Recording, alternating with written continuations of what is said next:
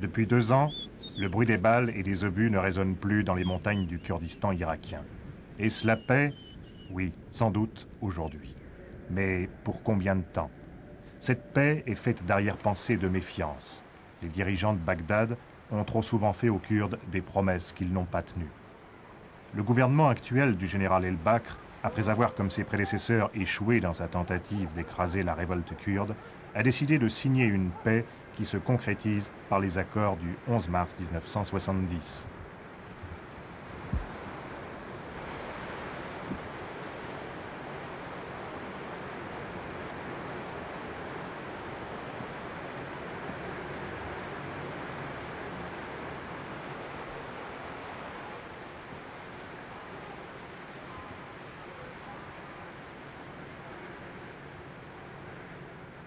Les Kurdes sont des gens de montagne, habitués à mener une vie rude. La guerre les a encore endurcis. Avec la sédentarisation, ils abandonnent progressivement l'esprit tribal, hérité du nomadisme et de la transhumance. Le nationalisme l'a remplacé.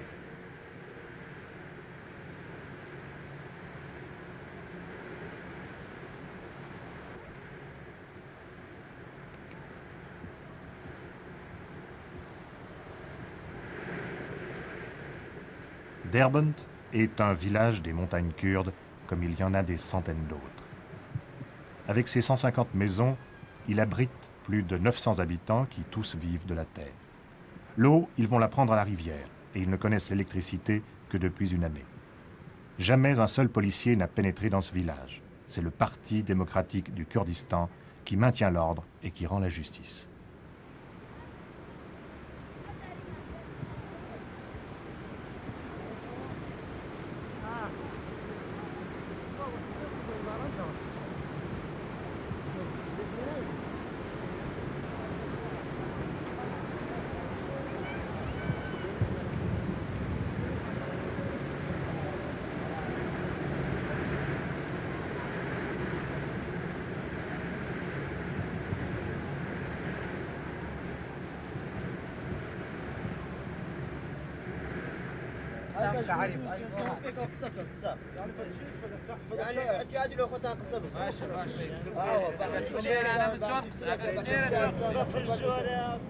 C'est le parti aussi qui prépare et organise la fête nationale, celle d'une nation qui n'a jamais pu disposer d'elle-même, celle d'un peuple qui se bat depuis 2500 ans pour défendre ses droits.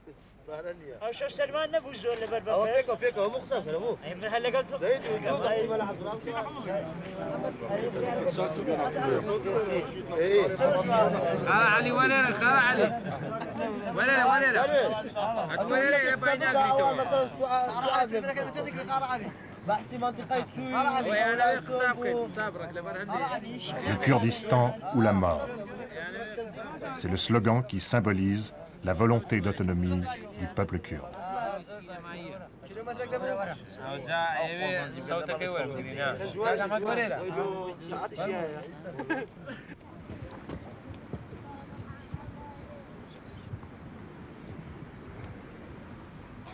Dans ce village, tous les hommes sont des peshmerga, c'est-à-dire des partisans du général Barzani. Chacun dispose d'un fusil qu'il porte toujours avec lui. Et il reçoit, chaque mois, une solde équivalente à 60 francs suisses.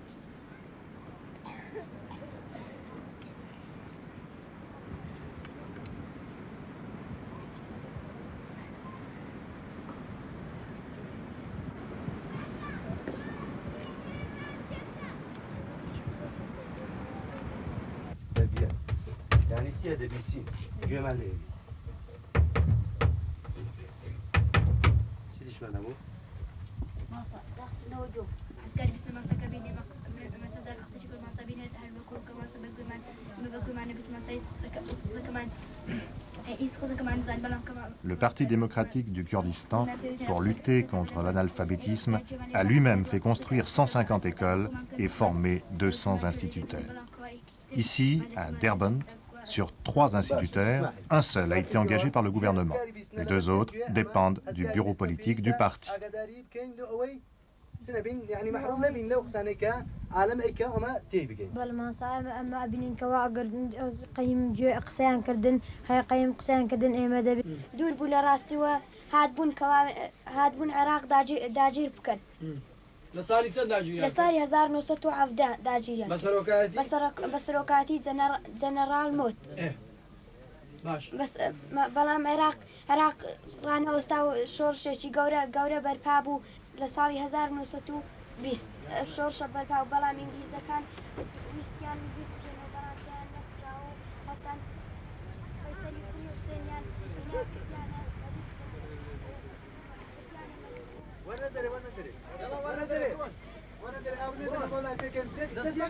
Selon l'esprit des accords du 11 mars 1970, le gouvernement a créé 400 écoles nouvelles au Kurdistan et a remis en ordre les anciennes.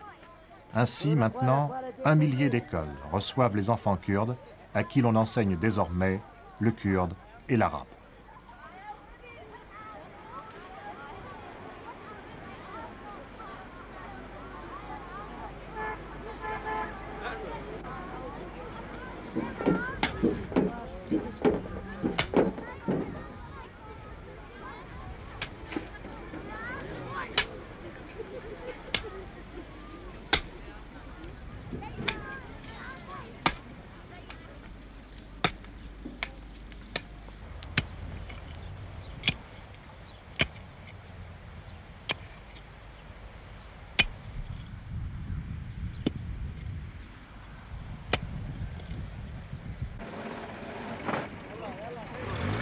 Les troupes de Barzani contrôlent pratiquement plus de la moitié du Kurdistan irakien, ce qui équivaut à une surface égale à celle d'un pays grand comme la Suisse.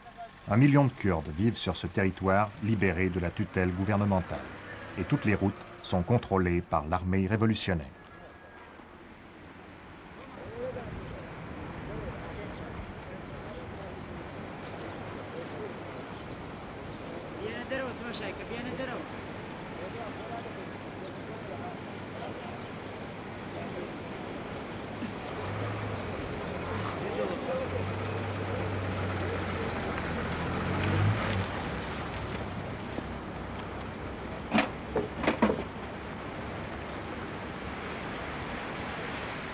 De l'autre côté de la rivière, c'est Nauperdam, le quartier général du bureau politique du Parti démocratique du Kurdistan, centre nerveux de la révolution kurde.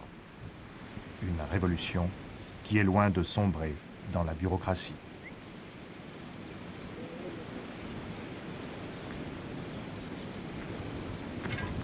Le docteur Mahmoud Osman, membre du bureau politique, partage son temps entre son activité de médecin et ses responsabilités au sein du parti. Après le général Barzani, il est le personnage le plus important du mouvement kurde. Il est âgé de 34 ans.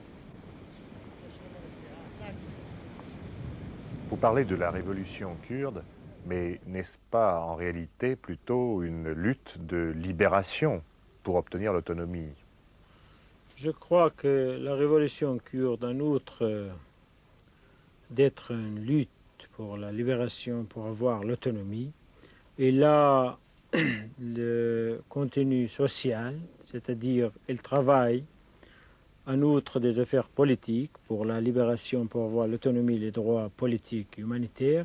Elle travaille aussi pour avoir la réforme agraire totale au Kurdistan, pour avoir l'émancipation des femmes kurdes, et puis pour résoudre les problèmes sociaux, pour faire progresser le peuple kurde, pour combattre l'analphabétisme, pour combattre les maladies, pour changer totalement la situation politique et sociale du peuple kurde et des citoyens du Kurdistan, c'est-à-dire des Kurdes et des autres minorités.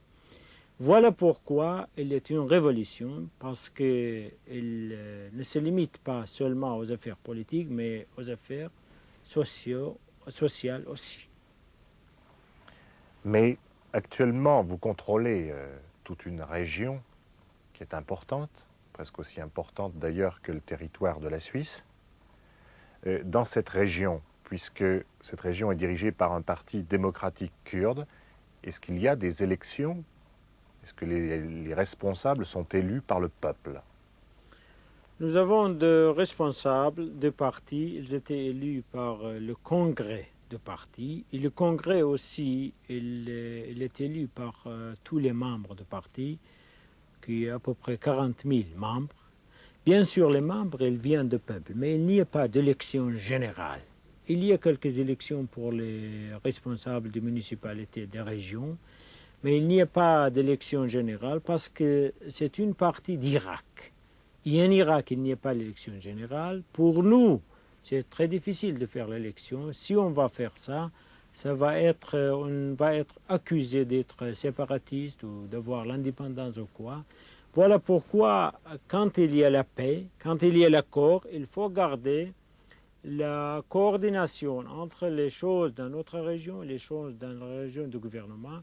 Et pour nous, ce n'est pas possible de faire l'élection maintenant, mais c'est dans le programme de notre parti. Nous croyons que le meilleur moyen pour gouverner le peuple est de faire l'élection, de voir les représentants du peuple au niveau d'Irak en général, au niveau du Kurdistan aussi, et d'avoir une démocratie, une vraie démocratie. Et nous croyons que la majorité du peuple irakien, la plus grande majorité, arabes et kurdes, sont pour ça, ne sont pas contre. Et nous espérons qu'un jour en Irak, ça ira réussir.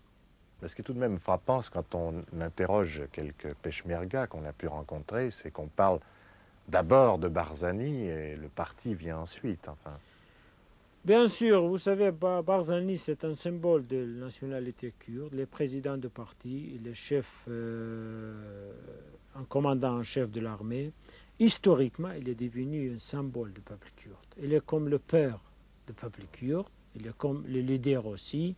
Depuis 45 ans, il lutte pour le peuple. Bien sûr, il a une place spéciale chez tous les Kurdes. Voilà pourquoi il parle. C'est naturel que tous les peuples dans le monde, ils parlent des leaders, surtout les leaders historiques, pas les leaders ordinaires, n'est-ce pas? Et c'est quelque chose de normal. Il parle de Barzani aussi, de Barzani et de parti aussi. C'est quelque chose, je crois, que très naturel. Aujourd'hui, la question, bien sûr, qu'on peut se poser après ce que vous nous avez dit, c'est de savoir comment voyez-vous l'avenir? Je crois que l'avenir dépendrait des relations entre nous et le gouvernement irakien.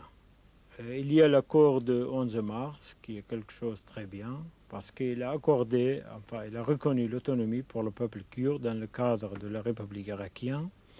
Il y a aussi des droits culturels, politiques, administratifs, tout ça dedans. Et si l'accord est appliqué, sincèrement, si le gouvernement est objectif, et les pourparlers entre nous et le gouvernement seront très objectifs, et on va appliquer l'accord, c'est avec bonne foi. Malheureusement, pour le moment, on ne le trouve pas, mais on espère, c'est l'espérance pour l'avenir de le trouver. Parce que s'il n'y a pas de réalisme dans les pourparlers, dans les contacts, il y aura encore une autre voie, c'est le combat, et c'est quelque chose contre tout le peuple irakien. Nous sommes contre ça, et nous n'allons pas reprendre la guerre, sauf s'il y a quelque chose de défensif et obligatoire.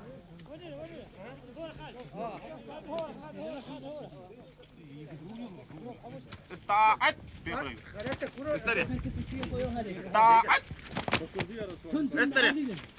استعد وش قلت بولا راس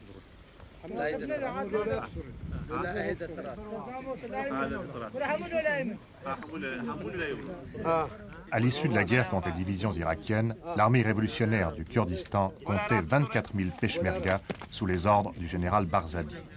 Depuis les accords de paix, 6 000 partisans ont été convertis en gardes-frontières de l'armée régulière irakienne. Ils en portent l'uniforme et reçoivent une solde mensuelle équivalente à 170 francs suisses. Mais ils ne sont commandés que par des officiers de Barzani habillés en peshmerga.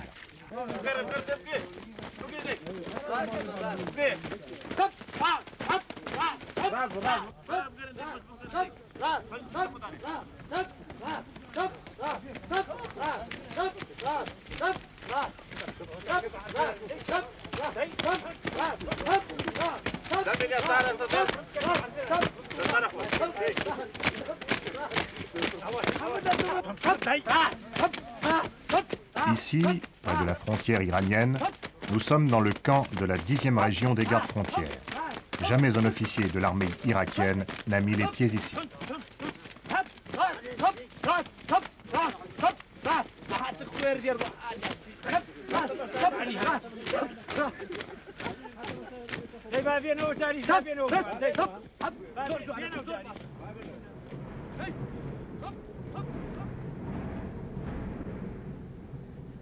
Le mollah Mustapha Barzani est considéré comme le dernier seigneur de la Révolution. Il a 69 ans. À l'âge de 3 ans, il connaissait déjà la rigueur des prisons ottomanes. Il avait 14 ans lorsqu'il prit son premier fusil. Depuis lors, il a presque toujours vécu dans le maquis.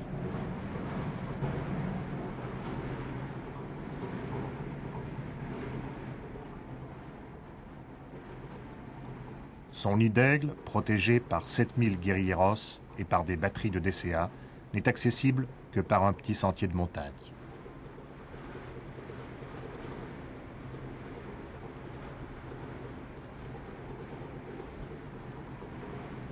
Général, nous avons appris en Europe avec surprise et avec même stupeur qu'il y a quelques mois, vous avez été victime d'un attentat alors que nous croyons que vous viviez ici en paix à la suite des accords du 11 mars 1970.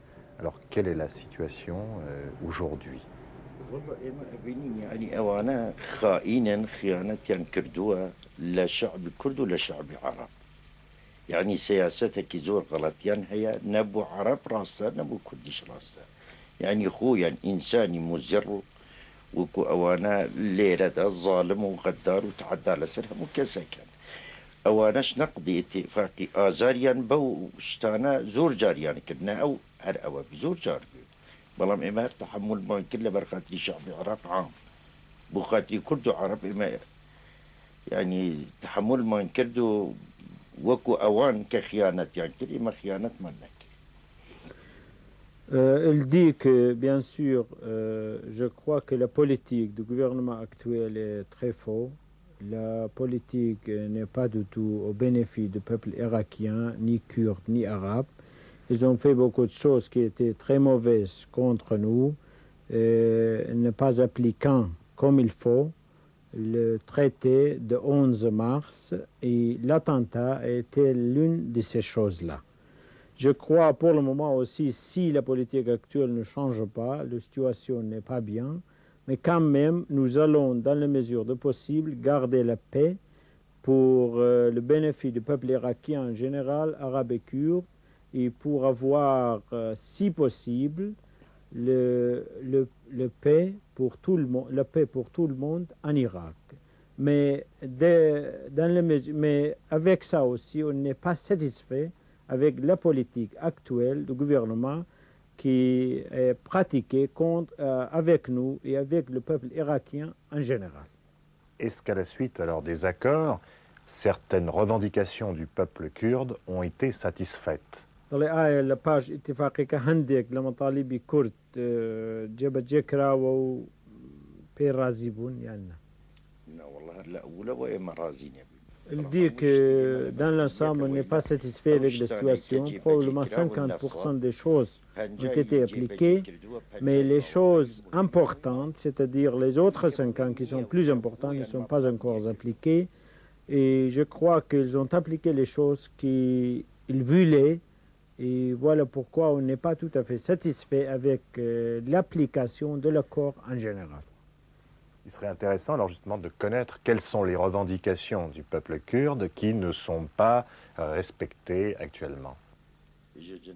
Le général dit qu'ils ont par exemple tenté d'arabiser quelques régions kurdes, et puis aussi ils ont fait quelques combats, quelques accrochages locaux comme dans la région de Barzan, des autres régions. Et dans l'ensemble, il y a d'autres points ne sont pas encore appliqués, et je crois qu'ils ne sont pas capables de diriger le pays ensemble. Mais alors, d'où sont venues les armes, même importantes, dont disposent les forces du général?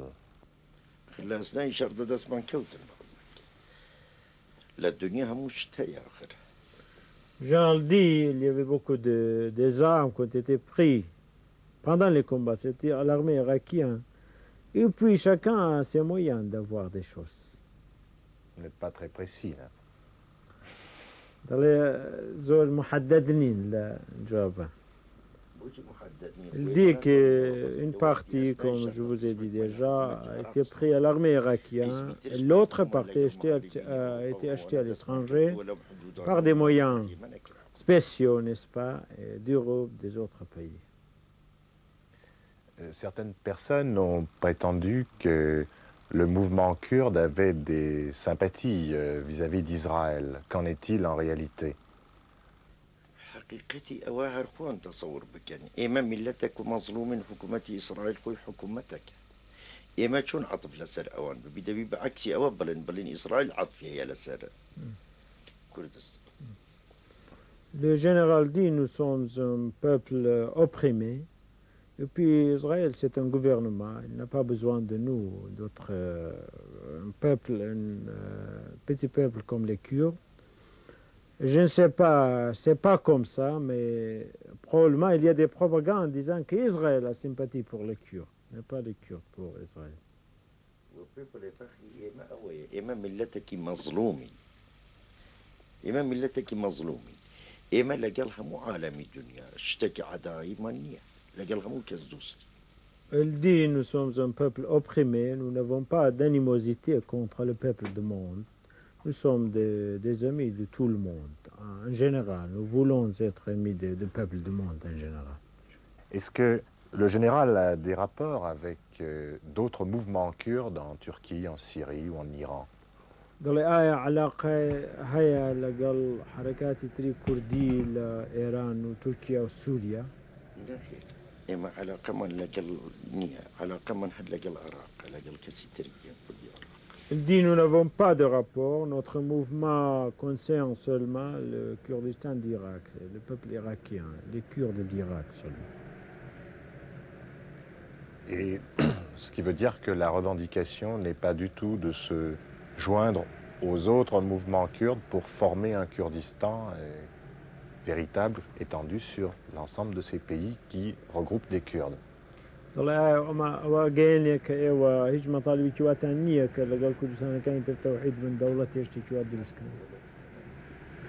n'y a pas de revendication comme ça.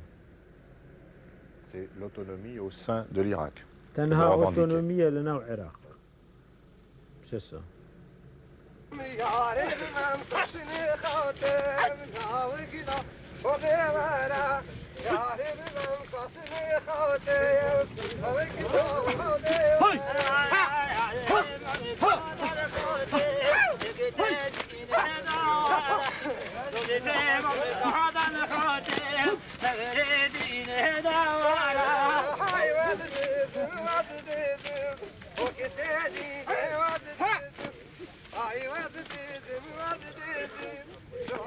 Le capitaine Abdullah Pishderi, qui commande ce bataillon, a été l'un des héros en 1966 de la célèbre bataille de Rovanduz, le Verdun kurde. À la tête de 150 Peshmerga, au cours d'une attaque surprise, il a mis en fuite 15 000 soldats irakiens.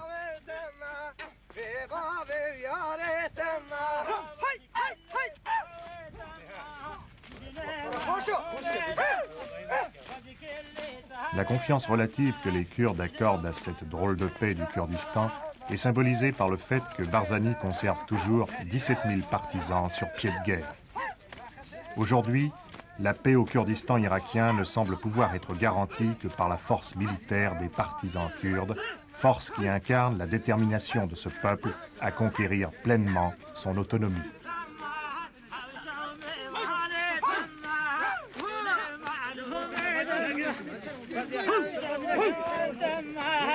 Hey!